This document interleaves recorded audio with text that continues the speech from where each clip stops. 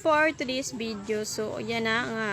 Ngayong gabi, so magluluto ako ng tinulang manok. So, ayan na nga. Ginisa ko na yung luya at saka sibuyas. So, patapos igisa, mikos-mikos.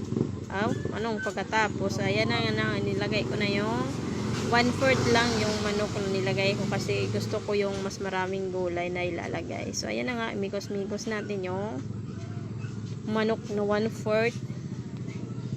Tapos, lagyan ng pamintang durog. So, ayan na nga. Nilagyan ko na ng pamintang durog. Tapos, asin.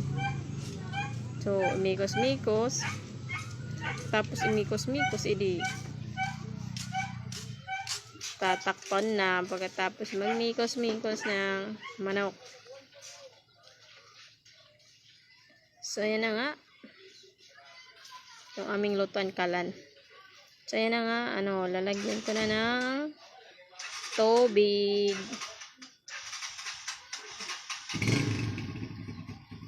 Tapos, lagyan ng tubig. Itakpan.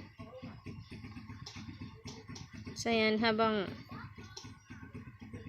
ngayon ang kagad. Kumulo ka agad daw. So, ayan. Lalagyan ko na ng Knorr cube chicken.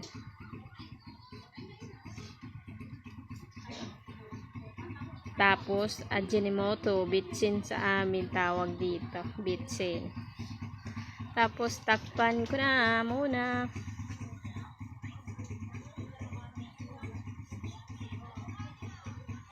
So, ayan na nga. Tinakpan ko na. So, ayan na nga ay kulong-kulo na at luto na yung aking manok na niluto. So, ayan na yung repolyo na marami. So, ganyan talaga yung gusto ko. Yung maraming repolyo. Kasi sa repolyo pa lang, wow, ulam na masarap na at masustansya pa.